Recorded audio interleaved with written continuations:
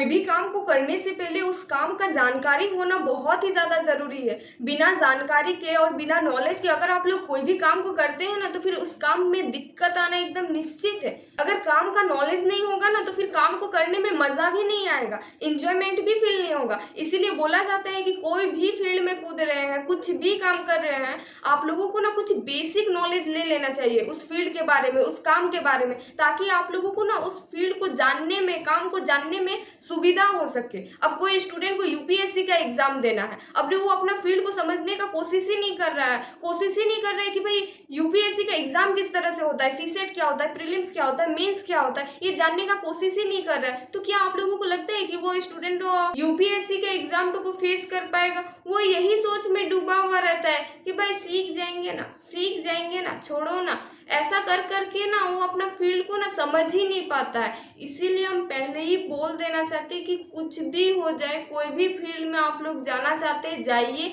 But कुछ basic knowledge ले लीजिए, उसके बाद ही उस फील्ड में जाइए। वो यूपीएससी का दुनिया बहुत ही बड़ा दुनिया है, वो रेड लाइट, ग्रैंड एंट्री, इस सब का रील्स देखते रहेंगे ना, तो फिर वो लाइफ टाइम नहीं मिल पाएगा। सबसे पहले ना फील्ड को जनरेट कीजिए, फील्ड को समझिए। हम मानते हैं कि काम को करने से पहले आप लोगों को हर चीज का नॉलेज नहीं मिलेगा, बट कुछ चीज का तो नॉलेज मिलेगा ना, सम बेसिक नॉलेज तो मिलेगा ना, और वही बेसिक नॉलेज ही चाहिए यूपीएससी का फील्ड को समझने के लिए। हर चीज का नॉलेज तभी मिलेगा जब आप उस काम को करेंगे, यूपीएससी का प्रिपरेशन करेंगे, तो फिर बहुत सारी चीजें सीखने को मिलेगा, अलग अलग चीजें सीखने को मिलेगा, नई नई चीजें सीखने को मिलेगा। लेकिन वो सारी चीजों को सीखने के लिए कुछ बेसिक चीजें भी सबसे पहले सीखना पड़ेगा। हम आप लोगों को ये काइंडली मेरा रिक्वेस्ट होगा कि अगर आप लोग प्रिपरेशन कर रहे हैं ना, तो फिर कीजिए, बट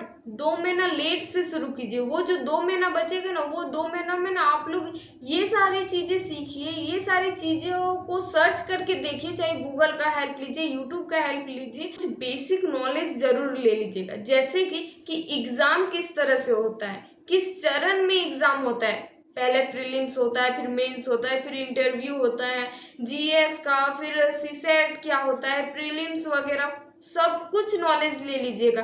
क्या क्या बुक्स पढ़ना है, पीवाईक्यूज किस तरह से देखना है, हर साल पीवाईक्यूज में क्या डिफरेंसेस आया है, ये सारी चीज़ें बेसिक नॉलेज है। और बेसिक नॉलेज लेंगे तभी हायर नॉलेज लेने का काबिल बनेंगे।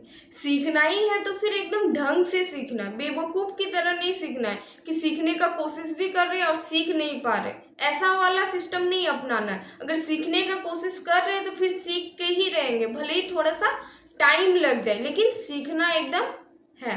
उस तरह का जुनून डेवलप करना पड़ेगा और वो धीरे धीरे ही डेवलप होगा। अब आप लोग हक बकायले बोलेंगे कि मेरा उस तरह से नॉलेज आ जाए, उस तरह से जुनून डेवलप हो जाए, तो फिर वो एक दिन में पॉसिबल नहीं हो सकता, वो धीरे धीरे होगा। जैसे कि हम लोग खाना खाते हैं तो वो भी टाइम टू टाइम ही ना खाते हैं, सुबह को खाए, फिर दिन को खाए, फिर रात को खाए, वैसे टाइम टू टाइम खाते हैं। अब अरे हक बकायले आप लोगों को सिर्फ रात को ही ठुसा दे खाना तो फिर ये पॉसिबल नहीं हो सकता। या फिर ये भी पॉसिबल नहीं हो सकता कि पूरा दिन का खाना को सुबह को ही एकदम ठूस लो और पूरा दिन भर एकदम भूखे रहो, प्यासे रहो, ऐसा भी नहीं हो सकता। आप लोगों को थोड़ा थोड़ा करके लेना है खाना को। उसी तरह से पढ़ाई भी है, आप लोगों को थोड़ा थोड़ा धीरे धीरे करके सीखना है। हक बकायले अगर आप लोग सोचेंगे कि हम फर्स्ट ही सीख जाएंगे या फिर एकदम लास्ट में सीख जाएंगे, तो फिर ये नहीं हो सकता है। धीरे धीरे करके सीखना है, वही सक्सेस को पाने में हेल्प करेगा, नहीं तो फिर दिक्कत है भाई।